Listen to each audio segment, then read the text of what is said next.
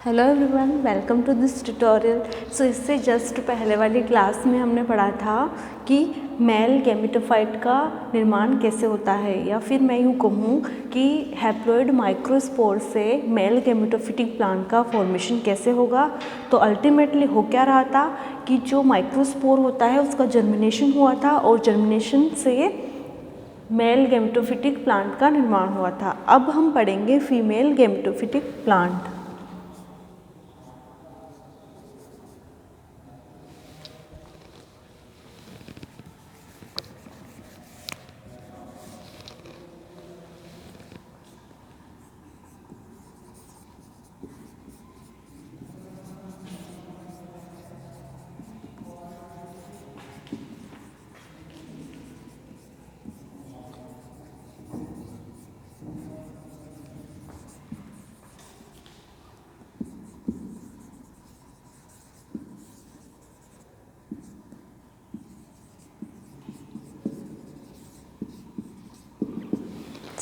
मैंने बताया कि गैमेटोफिटिक प्लांट बनने के लिए सबसे बड़ी थिंग कि मार्शिल या हेटेरोस्पोरस होता है, तो इसमें दो प्रकार के स्पोर्स बनेंगे। तो इसमें जो माइक्रोस्पोर्स बनेंगे वो मेल गैमेटोफिटिक प्लांट का फॉर्मेशन करेंगे, और जो मेगास्पोर बनेंगे वो फीमेल गैमेटोफिटिक प्लांट का निर्माण करेंगे। जैसे कि मैंने आपको माइक्रोस्पोर में बताया था कि ये जो हैप्लॉइड स्ट्रक्चर होती है वो कैसी होती है, स्फेरिकल होती है और डबल लेयर्ड होती है, मीन्स द्विपरतीय होती है। तो इसमें आउटर लेयर को हमने एक्साइन किया, इनर लेयर को हमने एंटाइन कहा था। तो जो आउटर लेयर होती है जिसे हमने एक्साइन किया था इसे एक्सोस्पोर भी कहते हैं, और जो इनर लेयर होती है उसे इंटाइन और एंडोस्पोर भी हमने कहा था। अब देखो ये चीज़, ये एक केंद्र की संरचना है, यूनिन्यूक्लियस वाली या यूनिन्यूक्लियोइड स्ट्रक्चर होती है। अब मैंने ये भी बताया था कि इसमें डिविजन्स के फलस्वरूप आर्किगोनियल से एंथ्रीडियल सेल का और प्रोथेलियल सेल का निर्माण हुआ, और अल्टीमेटली एंथ्रोजोइड्स का निर्माण हुआ। तो एक एंथ्रीडियम में लगभग 32 एंथ्रोजोइड्स का निर्माण होता है। ये ओवरऑल हमने पढ़ लिया था। अब हम पढ़ रहे हैं कि इस जो फीमेल गैमेटोफिटिक प्लांट होता है उसका निर्माण कैसे होता है। तो जो फीमेल गैमेटोफिटिक जनरेशन होती है इसका निर्माण मेगास्पोर के जर्मिनेशन से होता है, और ये जब मेगास्पोर जर्मिनेट होगा और डेवलप होगा तो किसका निर्माण करेगा, फीमेल गैमेटोफिटिक प्लांट का। तो ये एलिप्सोइडल होते हैं, मीन्स जो मेगास्पोर होते हैं वो होते हैं दीर्घवृत्ताकार, और ये 2 से 3 परतीय होते हैं, और ये भी यूनिन्यूक्लिएट होते हैं। न्यूक्लियोइड नहीं, न्यूक्लिएट, ठीक है, यहाँ पे क्लियर कर लेना, न्यूक्लियोइड नहीं होता है, यहाँ पे न्यूक्लिएट होते हैं। तो ये यूनिन्यूक्लिएट स्ट्रक्चर होती है, मीन्स ये अल्टीमेटली हो क्या रहा है, ये हैप्लॉइड स्ट्रक्चर है। ये जो मेगास्पोर होते हैं ये स्टोरेज वाली या रिजर्व स्ट्रक्चर होती है। रिजर्व स्ट्रक्चर या संग्रही संरचना कैसे होगी वो देखो, कि मैंने बता दिया कि फीमेल गैमेट कोई भी हो, प्लांट हो चाहे एनिमल हो, क्योंकि उसमें विभाजन ज़्यादा होते हैं, उसको एनर्जी की ज़्यादा ज़रूरत होती है, क्योंकि उसके अंदर जो डिविजन्स होते हैं और जिससे कि एम्ब्रियो बनता है, जाइगोट पहले बनेगा फिर एम्ब्रियो बनता है। तो ये जो कंप्लीट फॉर्मेशन हो रहा है वो हो किसके अंदर रहा है, फीमेल गैमेट के अंदर। इसीलिए ये जो मेगास्पोर होता है वो एक संग्रही संरचना होती है। ये संग्रही संरचना मीन्स किसका संग्रह करेगी, तो ये रिजर्व फूड का संग्रह या फूड रिजर्व करेगी। फूड रिजर्व यहाँ पे क्या हो गया, स्टार्च। तो ये जो मेगास्पोर होता है ये स्टार्च का संग्रह करेगी, और स्टार्च का संग्रह करने के बाद में ये एक संग्रही संरचना कहलाएगी, ठीक है। ये जो दीर्घवृत्ताकार मेगास्पोर होता है, इस दीर्घवृत्ताकार मेगास्पोर का जो एपिकल पोर्शन होता है वहाँ पे एक उभार निकला हुआ होता है जिसे कहते हैं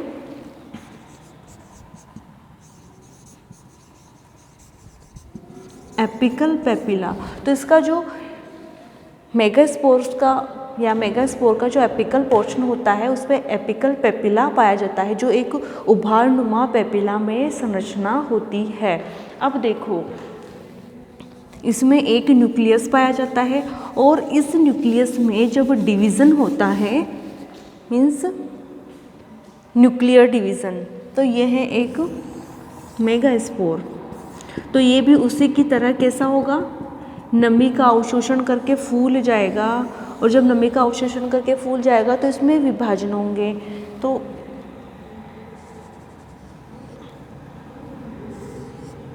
ये ऐसी संरचना होती है। अब क्या होगा, इसमें होगा डिवीज़न, न्यूक्लियर डिवीज़न या केंद्रक विभाजन।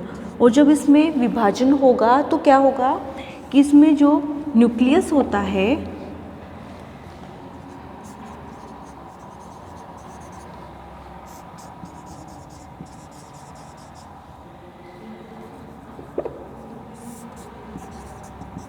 अब देखो इसके जो न्यूक्लियस होता है उसमें न्यूक्लियर डिवीज़न होता है जिससे कि 2 डॉटर न्यूक्लियस बनते हैं। तो 2 डॉटर न्यूक्लियस में से जो एक न्यूक्लियस होता है वो ऊपर की तरफ चला जाता है मीन्स एपिकल साइड में चला जाता है और जो दूसरा न्यूक्लियस बनता है वो बेसल साइड में चला जाता है।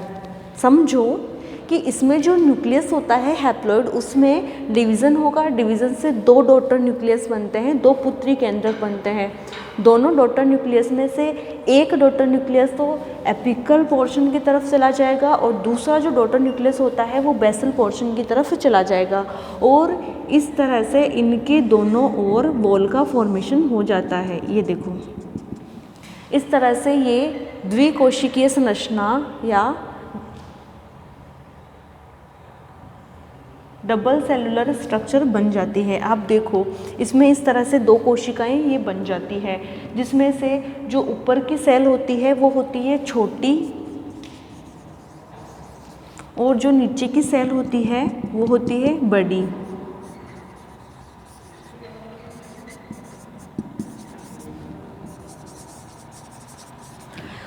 जो नीचे की सेल होती है उसे कहते हैं प्रोथेलियल सेल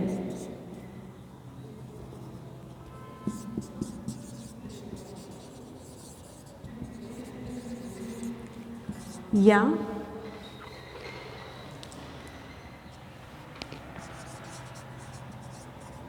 रिजर्व सेल। जो ऊपर की एपिकल सेल होती है वो सेल कैसी होती है, आर्किगोनियल सेल। तो समझो इस चीज़ को कि इसमें न्यूक्लियर डिवीज़न हुआ तो 2 डॉटर न्यूक्लियस बने, एक एपिकल पोर्शन की तरफ चला जाता है, दूसरा बेसल पोर्शन की तरफ चला जाता है।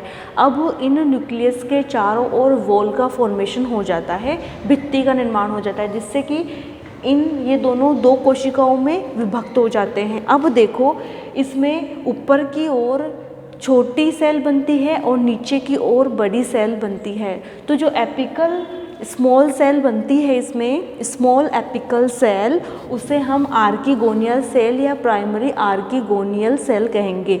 और जो नीचे की ओर बड़ी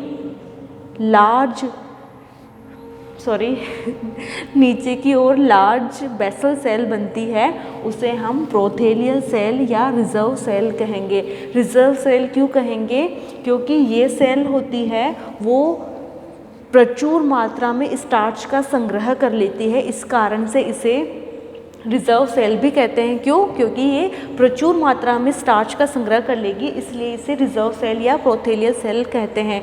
और ये जो रिजर्व सेल है इसे प्रोथेलियल सेल इसलिए कहेंगे क्योंकि इसे प्राइमरी प्रोथेलियल सेल भी कह सकते हैं, क्योंकि ये जो प्रोथेलियल सेल होती है ये जो साइज में बड़ी होती है, रिजर्व फूड युक्त होती है, ये सेल क्या करेगी, आगे विभाजन नहीं करेंगी और किस में मॉडिफाई हो जाएगी, ये प्रोथेलस में मॉडिफाई हो जाती है और क्या करेगी, आगे विभाजन नहीं करेगी।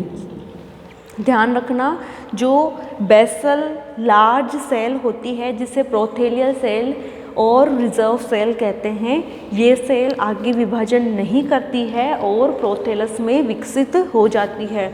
जो स्मॉल सेल होती है, स्मॉल सेल में होते हैं जिसे हम कहेंगे आर्किगोनियल सेल। इस आर्किगोनियल सेल में होंगे डिवीज़न, डिवीज़न से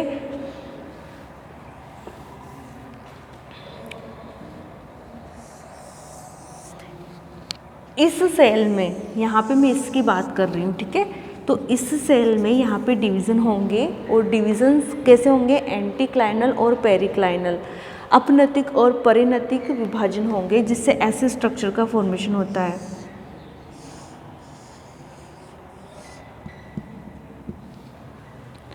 तो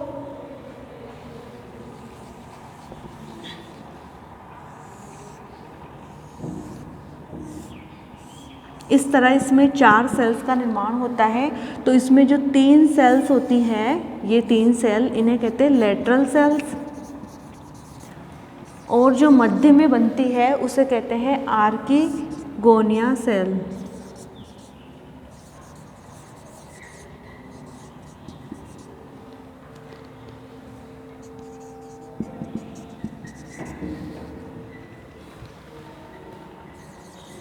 अब देखो आर्किगोन, यहाँ पे समझना, इनिशियल मीन्स शुरुआत कर रही है। तो आर्किगोनियल इनिशियल में एंटीक्लाइनल और पेरिक्लाइनल डिवीज़न हुआ। एंटीक्लाइनल और पेरिक्लाइनल डिवीजन्स के फलस्वरूप 4 कोशिकाएं हमें मिली, जिसमें से 3 तो लेटरल साइड्स में उपस्थित होती है और बीच या सेंटर में एक आर्किगोनिया सेल बनती है। तो ये जो लेटरल सेल्स होती है ये वॉल का फॉर्मेशन करेगी। जो पार्श्वीय कोशिकाएं होती है ये वॉल का फॉर्मेशन करती है, और जो आर्किगोनिया सेल होती है तो इस आर्किगोनिया सेल्स में आगे डिविजन्स होते हैं। वो कैसे होंगे, अनुप्रस्थ, हाँ, इसमें वर्टिकल डिवीज़न होगा, अनुदैर्ध्य विभाजन होगा। तो इसमें जब विभाजन होगा तो मैं सिर्फ अब इस सेल की बात कर रही हूँ, ये जो गोला ड्रॉ कर रही हूँ तो ये आर्किगोनिया सेल है। तो मैं इस सेल की बात कर रही हूँ। तो इसमें डिवीज़न होगा तो इससे यूं बनेंगे।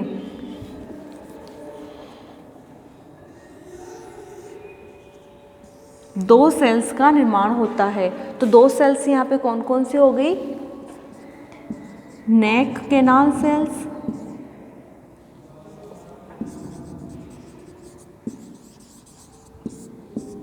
और सेंट्रल सेल,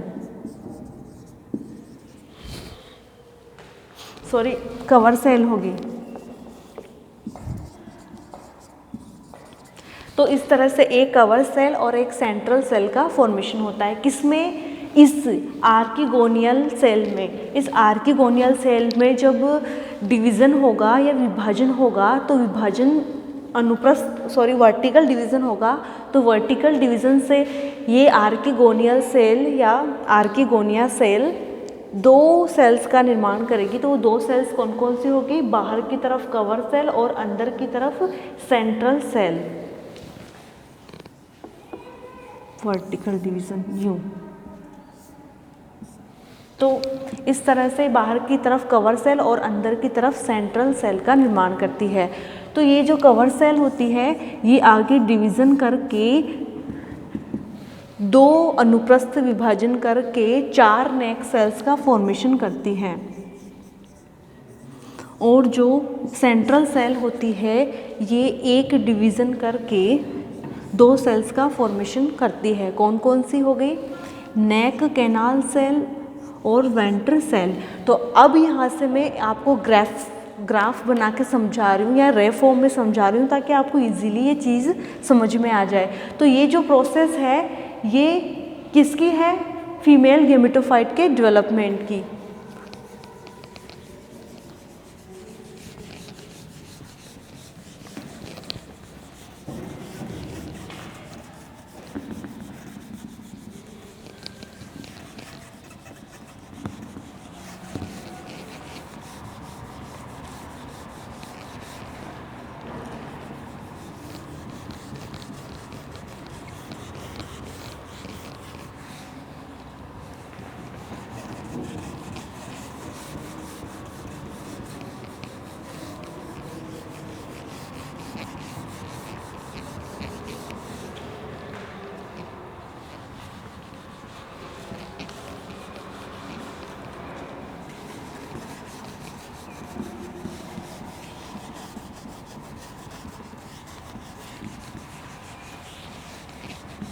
अब देखो 4 सेल्स बनी थी आर्किगोनियल इनिशियल सेल में, डिवीजन से 4 सेल्स बनी थी। वो सेल्स कौन सी थी? 3 तो लेटरल सेल्स थी और एक सेंटर में जो सेल थी उसे कहते हैं आर्किगोनियल सेल। अब देखो आर्किगोनियल सेल से हम डिवीज़न पढ़ रहे हैं।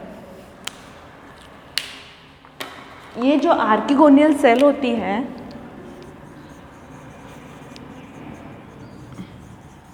इस आर्किगोनियल सेल्स में होगा डिवीज़न, तो इसमें वर्टिकल डिवीज़न होगा और वर्टिकल डिवीज़न से 2 सेल्स का फॉर्मेशन होगा, बाहर की तरफ कवर सेल और अंदर की तरफ सेंट्रल सेल। जो टेरिडोफाइट्स में पहले मैं भी बता चुकी, ये फिर से यहाँ पे रिपीट हो रहा है क्योंकि लगभग सिमिलर ही है इनका डेवलपमेंट। जो कवर सेल होती है इसमें होते हैं एंटीक्लाइनल और पेरिक्लाइनल डिवीज़न, और वो कितने होते हैं? 2 एंटीक्लाइनल और पेरिक्लाइनल डिवीज़न होंगे, ठीक है। तो एक बार तो एंटीक्लाइनल होगा और दूसरी बार पेरिक्लाइनल। तो फिर इससे 4 नेक सेल्स बनती है, 4 ग्रीवा कोशिकाएँ बनती है। जो सेंट्रल सेल होती है, इस सेंट्रल सेल में एक होता है ट्रांसवर्स डिवीज़न जिससे कि 2 सेल्स बनती है। वो 2 सेल्स कौन कौन सी होती है वो देखो। एक तो होती है नेक कैनाल सेल और दूसरी होती है वेंट्र सेल। तो जो नेक कैनाल सेल होती है उसमें आगे विभाजन नहीं होता है और जो वेंट्र सेल होती है उसमें फिर से विभाजन होता है और बनती है वेंट्र कैनाल सेल और एग सेल। तो इस तरह से फीमेल गैमेटोफाइट का निर्माण होता है। तो जो कवर सेल से तो 4 नेक सेल्स बनी जो 2 एंटीक्लाइनल और पेरिक्लाइनल डिविजन्स के फलस्वरूप बनती है। फिर होता है नेक कैनाल सेल।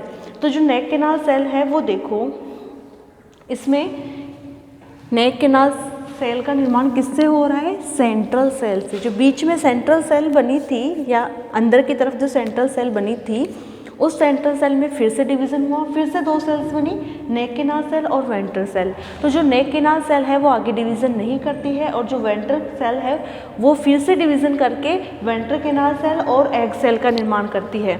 जब फर्टिलाइजेशन का टाइम आता है तब क्या होता है कि फर्टिलाइजेशन के वक्त नेक कैनाल सेल और वेंट्र कैनाल सेल नष्ट हो जाती है और नष्ट होने के बाद में ये म्यूसिलेज या फिर श्लेष्मीय स्त्रवण कर देती है, वहाँ पे श्लेष्मा का स्त्रवण कर देती है जिससे कि एंथ्रोजोइड्स को एग तक पहुँचने में मार्ग प्राप्त हो जाता है। तो इससे जो नेक्स्ट क्लास होगी मैं उसमें आपको फर्टिलाइजेशन और एम्ब्रियो के डेवलपमेंट को पढ़ाऊँगी।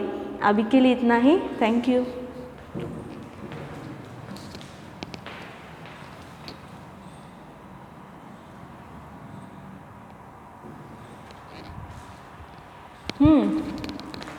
सॉरी ये देखो, इसको जो सेंट्रल सेल होती है वो होती है नेक कैनाल सेल और दूसरी होती है वेंट्र सेल।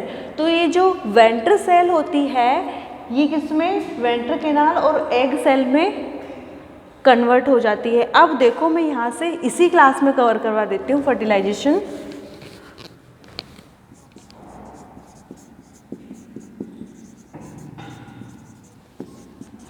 तो इसमें जो फर्टिलाइजेशन होता है वो होता है कीमोटैक्टिक।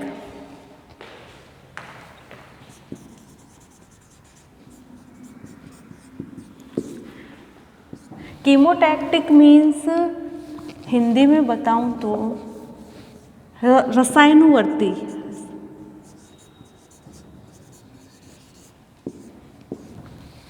मीन्स केमिकल्स के द्वारा होने वाला फर्टिलाइजेशन।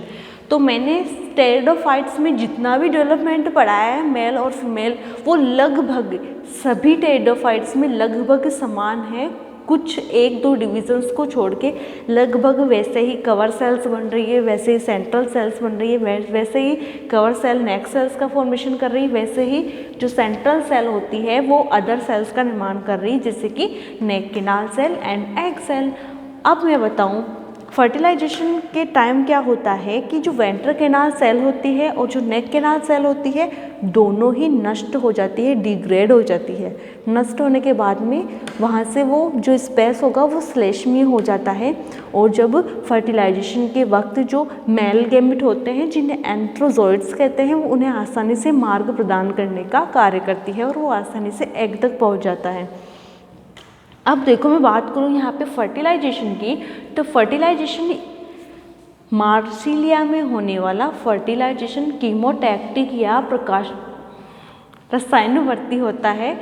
तो रसायनवर्ती कैसे होगा कि आर्किगोनिया के द्वारा, आर्किगोनिया जिसमें एग्स पाए जा रहे हैं, तो आर्किगोनिया के द्वारा एक विशेष प्रकार का रसायन या केमिकल सीक्रेशन होगा जिसके कारण जो मेल गैमेट्स होते हैं जिन्हें हम एंथ्रोजोइड्स कहते हैं वो अट्रैक्ट होते हैं और अट्रैक्ट होते हुए नेक सेल से होते हुए वो वेंटर में पहुंच जाते हैं और वेंटर में एग सेल से वो फर्टिलाइज हो जाते हैं।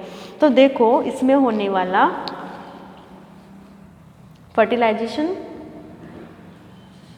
रसायनवर्ती होता है। तो रसायनवर्ती कैसे होगा कि आर्किगोनिया के द्वारा केमिकल का सिक्रेशन होगा जिससे मेल गैमेट्स से आकर्षित होंगे, अट्रैक्ट होंगे और वो ग्रीवा से होते हुए एग तक पहुंच जाएंगे और वहाँ पे जाके वो हैप्लॉइड एग सेल से फ्यूज़ हो जाते हैं। या मैं यूँ कहूँ कि एंथ्रोजोइड का हैप्लॉइड न्यूक्लियस एग सेल के हैप्लॉइड न्यूक्लियस से फ्यूज़ हो जाता है और वहाँ पे जाइगोट का फॉर्मेशन हो जाता है। तो यहाँ पे जाइगोट को oospore भी बोल सकते हैं। तो जाइगोट का फॉर्मेशन हो जाता है। अब देखो डेवलपमेंट ऑफ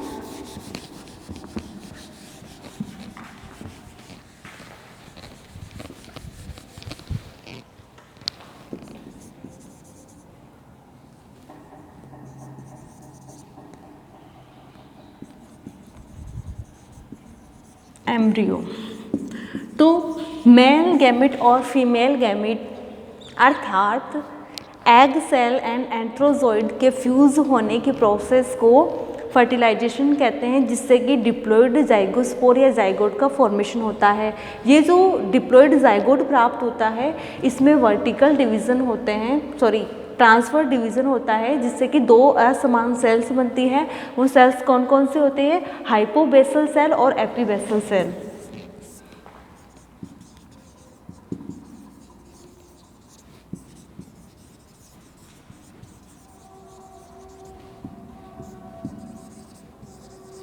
तो देखो ये है डिप्लॉइड जाइगोट जिसे हम क्या कहेंगे यहाँ पे oospore भी कह सकते हैं। तो ये जो डिप्लॉइड जाइगोट है इसमें होगा अनुप्रस्थ विभाजन जिससे कि दो कोशिकाएं बन रही है असमान, एपीबेसल सेल और हाइपोबेसल सेल। जो एपीबेसल सेल होती है वो ऊपर की तरफ होती है, जो हाइपोबेसल सेल होती है वो नीचे की तरफ होती है। जो एपीबेसल सेल होती है वो ऊपर की तरफ स्टेम का निर्माण करती है और नीचे की तरफ लीफ सेल्स का निर्माण करती है। और जो हाइपोबेसल सेल होती है वो ऊपर की तरफ रूट का निर्माण करती है और नीचे की तरफ फूट का निर्माण करती है। अब देखो मैंने बताया कि इसमें जाइगोट में डिवीज़न होगा, दो सेल बनेगी, एपीबेसल सेल और हाइपोबेसल सेल। तो जो एपीबेसल सेल है वो ऊपर की ओर रहेगी और उसका जो ऊपरी भाग होता है वो स्टेम का फॉर्मेशन करेगा और जो उसका बेसल पार्ट होता है वो लीफ का फॉर्मेशन करेगा। और जो हाइपोबेसल सेल होती है उसका जो ऊपरी भाग होता है वो रूट का फॉर्मेशन करेगा और जो नीचे वाला भाग होता है वो फूट का फॉर्मेशन करेगा। तो इस तरह से जाइगोट में डिविजन्स के फलस्वरूप चतुर्थांश क्वाड्रेट का फॉर्मेशन होता है, चार कोशिकीय संरचना का निर्माण होता है। जो चार कोशिकीय संरचना में कई सारे डिविजन्स होंगे, एंटीक्लाइनल और पेरिक्लाइनल डिविजन्स होंगे, और इस तरह मल्टी डिविजन्स के फलस्वरूप मल्टी सेलुलर स्ट्रक्चर का निर्माण होता है। ये जो मल्टी सेलुलर स्ट्रक्चर बनती है वो एम्ब्रियो कहलाती है, जिससे कि स्टेम, रूट, लीव्स और फूट का निर्माण होता है। और इसमें जो वेंट्र वाला पोर्शन होता है, इस वेंट्र वाले पोर्शन या वेंट्र सेल के द्वारा इसके अंदर एक विशेष प्रकार की रक्षी संरचना का निर्माण होता है, एक प्रोटेक्टिंग लेयर का निर्माण होता है, जिसे एक रक्षी आवरण का निर्माण होता है जो कि एम्ब्रियो को सुरक्षित करने का कार्य करती है। और इस तरह से मार्सिलिया में गैमेटोफिटिक जनरेशन भी खत्म होती है। नेक्स्ट क्लास में मैं नेक्स्ट टॉपिक शुरू करूँगी। Thank you.